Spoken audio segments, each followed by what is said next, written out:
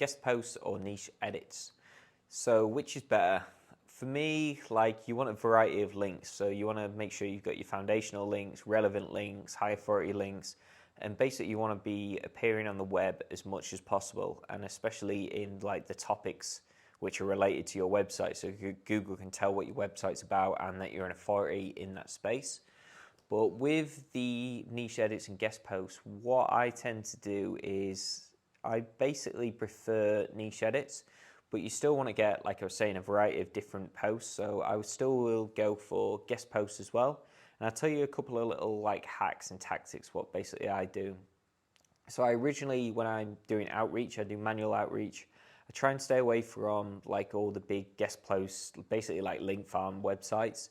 Like I have a massive blacklist of those domains, and I always check any of the sites I end up buying, or if I'm trying to buy a link, if any of those links, like websites, are appearing on the blacklist. And then you can build this one yourself. Like people send you spreadsheets and do everything all the time. Just build a massive list and just keep chucking the domains in as they keep coming, and then you can build a massive like blacklist of like link farms.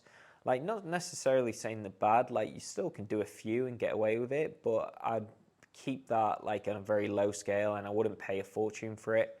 So I always focus on manual outreach, and then when I'm emailing them, I'm emailing at the start for a guest post, and I'm very upfront about it. I say like, I want a guest post, I'm going to pay you, I can pay you for the guest post. Because bloggers, like, they're not going to give you it for free, and there's no point going back and forth. Just tell them you're going to give them money for the post, because that's what they're going to ask for anyway. And then you can do the negotiation. So they'll generally reply back to you. This first email is very short as well, so you can talk to them and then do a little negotiation. But you don't want to mention niche edits like in the first email.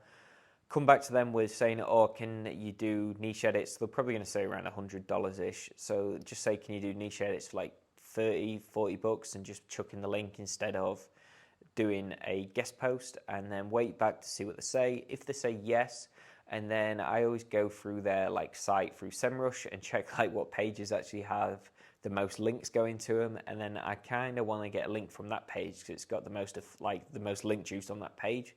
So if you're getting a link out to that, to one of your pages, you're basically pulling as much link juice as possible from that site. So I always do that. A lot of the times as well, I do try and power up the guest posts. So maybe come back to them later on. So I'll either send some like PBNs or some extra like forum links, some sort of links, like commenting links to those guest posts to help power up my site as well, which I probably shouldn't be mentioning, but they're basically the tier 2s. So you have like, they're like the buffer kind of tier 2 links to boost that website up. And then with the guest post, if they don't accept niche edits or they want a guest post, I will actually make sure they've not got like a similar content, so it's not going to be cannibalized on their site. Like if I'm paying for a guest post, I want it to rank on Google, so I'm not going to be getting a guest post on a very low DR or a site which is basically crap. You're just getting it for the sake of a link. Like, get a niche edit if that's the case. If you are getting a guest post, you want it on a site which has a chance to rank the post for starters, and then what you have full control over. So this is like the reverse sink or swim method. So I want the title and the URL to be very in line with whatever I am getting a link to on my site. So they want to be very close and very similar, because that will pass like the relevancy in the URL and in the heading. And you can even do this for like basically general sites or just random sites. So like the overall site isn't relevant to your page, what you're trying to link to, but the page will be relevant, because you can make sure the title and the URL are relevant to whatever you're linking to. So that's a nice little hack and a nice little way to kind of make it a little bit more relevant. But they're kind of the options which I do with link building when it comes to like guest posts and niche edits.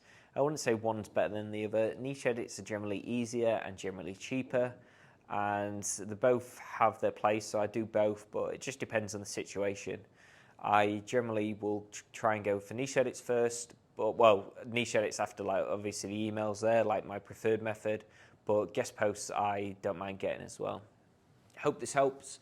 So make sure you guys like and subscribe, and I'll keep blasting out videos.